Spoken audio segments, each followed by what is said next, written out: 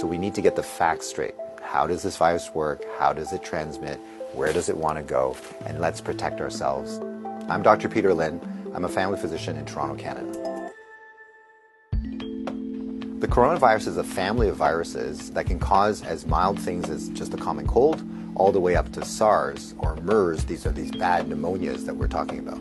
And basically what these viruses are, they look like a tennis ball with all these spikes sticking out of it. And depending on the type of spike, it allows that virus to attach to certain places. So some viruses, they have the spike that attaches to your nose. So basically you just get a common cold. But the SARS virus and this new virus that we're talking about has the spike that allows it to attach to the cells in your lung. And when it attaches there, it puts in information to make photocopies of itself. So it uses our equipment to make more viruses. I'm declaring a public health emergency of international concern over the global outbreak of novel coronavirus. Most of the coronaviruses live in animals. In this particular case, it was from Wuhan. There was a fish market where they were selling live animals. And the thought is that the virus was in a live animal, then it crossed into a human.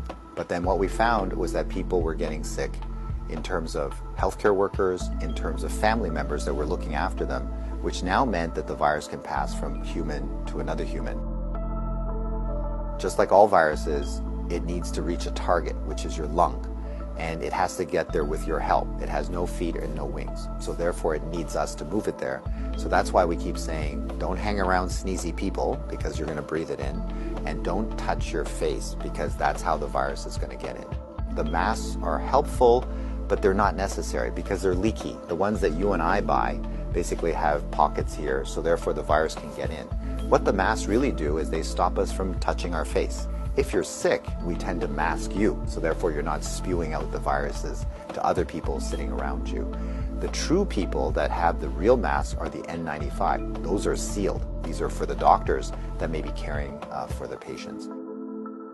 So in the beginning, the coronavirus will cause kind of like flu-like symptoms or a cold. So people just get the stuffy nose, that kind of thing.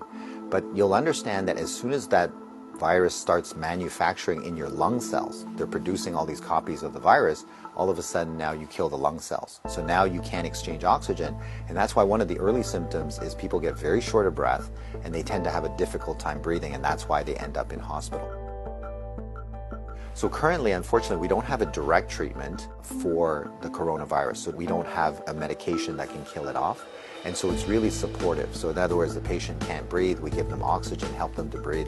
They can't drink, so therefore we give them fluids to support them. Their kidneys begin to shut down, we help them with all those things. So it's a very supportive process. This is a new virus that we've never seen before. So our immune system, our army, are having a hard time figuring out what to do.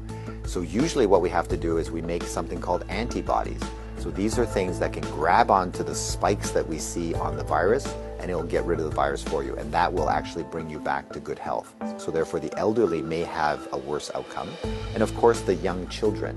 So the babies, their immune system is not so good either, so they may not make those antibodies as well. So just remember, your hands may be with virus. Virus cannot hurt you because it can't get through the skin, but the moment I do this, now I've brought the virus right to where it wants to go. So let's remember not to touch our hands to our face. So let's say you think that you might have been on a plane or you might have bumped into somebody that has it.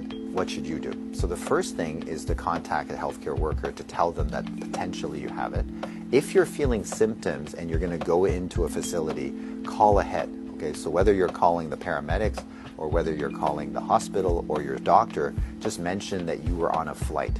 If you don't have any symptoms, then what we do is a little bit of a self-quarantine.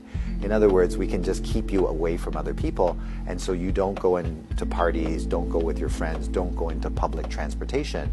So we can contain it very easily by making sure that you do a self-confinement, so to speak. For the, let's say, 7 to 14 days is the longest incubation time. So after that, if you're feeling well, then you don't have anything to worry about. If we get the facts right, then we don't have to be overly worried, but we do the right things so that we don't get the virus ourselves and that we don't pass it on to others. And if we look after each other in this way, this virus will have nowhere to go. It needs us to move it, it needs us to make copies for it, and if we don't help it, then the virus will stop. So we have the power to do that right now.